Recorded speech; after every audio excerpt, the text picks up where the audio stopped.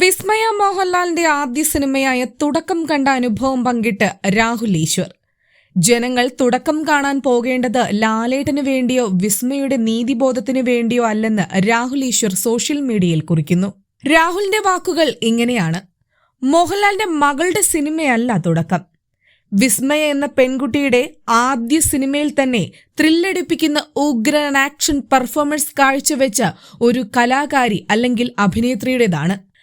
കഴിഞ്ഞ വീക്കെൻഡിൽ താൻ ചെയ്ത ഏറ്റവും നല്ല കാര്യം വിസ്മയുടെ തുടക്കം എന്ന ഗംഭീര സിനിമ കണ്ടു എന്നതാണ്. സത്യം പറയാമല്ലോ, ലാലേട്ടന്റെ മകളുടെ സിനിമ ആയത് കാരണമാണ് പോയത്.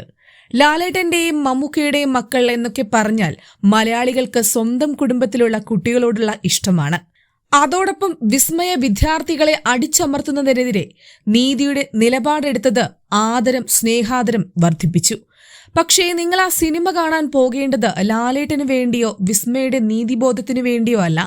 പകരം ആ സിനിമ അത്ര നല്ലതാണ്. അവിശ്വസനീയമായ കൈയടക്കത്തോടെ ആക്ഷൻ ചെയ്യുന്ന വിസ്മയമായി തകർത്തഭിനയിച്ച് ഒന്നിനൊന്ന് മെച്ചപ്രകടനവുമായി ആശിഷ് ജോ ആന്റണിയും വിസ്മയയും പരസ്പരം മത്സരിച്ചു. മോഹൻലാൽ, ആന്റണി പെരുമ്പാവൂർ രണ്ടുപേർക്കും സ്വന്തം മക്കളെ ഓർത്ത് അഭിമാനിക്കാം ഈ നാടിനും.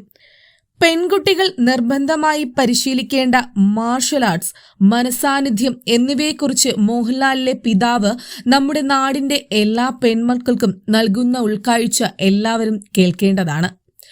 ജൂഡ് ആന്റണി ജോസഫ് ഉദ്യോഗം നിറയ്ക്കുന്ന രീതിയിൽ ഫസ്റ്റ് ഹാഫും പ്രേക്ഷകരെ കൊണ്ട് കൈയടിപ്പിക്കുന്ന രീതിയിൽ സെക്കൻഡ് ഹാഫും ഒരുക്കിയിട്ടുണ്ട്. തുടക്കം ഒരു വലിയ തുടക്കമാണ്. മലയാള സിനിമ വരും കാലങ്ങളിൽ കൊണ്ടാടാൻ പോകുന്ന രണ്ട് വലിയ ആർട്ടിസ്റ്റുകൾ ഈ സിനിമയിലുണ്ട്. അഭിമാനം, സന്തോഷം, രാഹുൽ ഈശ്വർ കുറിച്ചു. റിലീസ് ചെയ്ത ആദ്യ 3 ദിവസങ്ങൾ പിന്നിടുമ്പോൾ ചിത്രം ആഗോളതലത്തിൽ ഏകദേശം 23.46 കോടി രൂപയിലധികം ഗ്രോസ് കളക്ഷൻ നേടിയതായാണ് റിപ്പോർട്ടുകൾ. UAE തിയേറ്ററുകളിലും പ്രദർശനം തുടരുകയാണ്. സ്ത്രീ കേന്ദ്ര കഥാപാത്രമായ മലയാള സിനിമകളിൽ ലോകമെമ്പാടുമുള്ള ഏറ്റവും വലിയ ഓപ്പണിംഗ് സ്വന്തമാക്കിയ ചിത്രമെന്ന നേട്ടവും തുടക്കം സ്വന്തമാക്കിയിരിക്കുന്നുവെന്നും റിപ്പോർട്ടുകളുണ്ട്. 1-ാം ദിവസമായ ഓഗസ്റ്റ് 7-ന് ഇന്ത്യയിൽ നിന്ന് 2.55 കോടി രൂപ നെറ്റ് കളക്ഷൻ ലഭിച്ചു. ആഗോള ഗ്രോസ് ഏകദേശം 6.70 മുതൽ 6.93 കോടി രൂപയാണ്. 2-ാം ദിവസം ഇന്ത്യയിൽ നിന്ന് 3.50 മുതൽ 3.60 കോടി രൂപ നെറ്റ് കളക്ഷൻ ലഭിച്ചു. ആദ്യ ദിവസത്തെ അപേക്ഷിച്ച് 37.3% വർധനവുണ്ടായി. ആഗോള ഗ്രോസ് ഏകദേശം 8.25 കോടി രൂപയായി. 3-ാം ദിവസം, അതായത് ഓഗസ്റ്റ് 9 ഞായറാഴ്ച, ഇന്ത്യയിൽ നിന്ന് 4.25 കോടി രൂപ നെറ്റ് കളക്ഷൻ ലഭിച്ചു.